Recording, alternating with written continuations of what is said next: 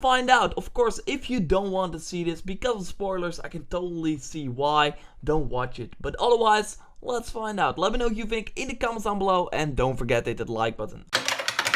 So here we are fighting a storm bird in Horizon Zero Dawn. They're of course the huge mechanical bird creatures in the game, and let me tell you, they are pretty tough. In the trailer they call it challenge level 27, and yes, I can see that for sure. Although I'm a higher level, I don't know if this like challenge level is your recommended level you need to be to fight it, but still I'm having a pretty hard time.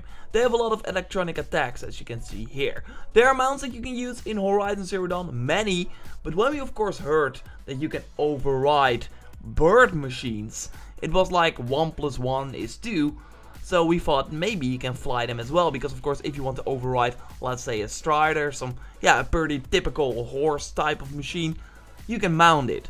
So can we also fly? So here you see me finally getting it down, and I think yes, it's time to override it. So before you can override these machines, you have to do dungeons called cauldrons in the game to be able to go into their system. And here you see me successfully do it, and I want to get on it, but, well, yeah, he kind of gets up, flies away, and I'm like, it's still very cool though. And if there were any enemies nearby, he would simply attack them, because that's the kind of like feature you get now. If you override it, it will just become your companion and it will kill all the enemies here. But this is kind of storm bird lair, so there are no other machines whatsoever.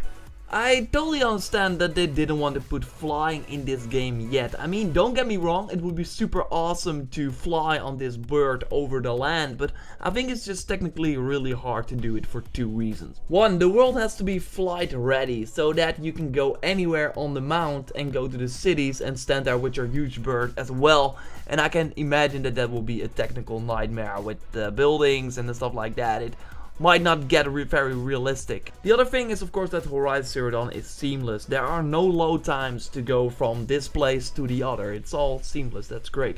But they're probably doing that with rendering the world like as you move to it. That the world around you is ready to be explored, and if you go to another place, then the world you leave behind will become unrendered, and the world you go to will become as beautiful as you expect. I think that because of the way the load screens work for the fast travel. If you fast travel to a place that is nearby, the loading screen is way less than if you fast travel to the other side of the map. Then to go back to the flying mounts, if you then go at a way higher speed through the world, it might have trouble rendering it all, because yeah, you're way faster than of course when you're on a ground mount.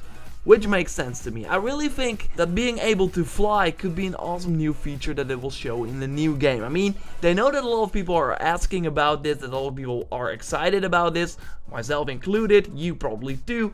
So my prediction would be that at E3 2018, that press conference, we hear just the soundtrack from the game, and then we see the first gameplay of Horizon 2, whatever it will be called, with gameplay on a flying mount. Lock it in. Still though, I really like the Stormbird as a companion in the new game. I mean, we can look ahead, but yeah,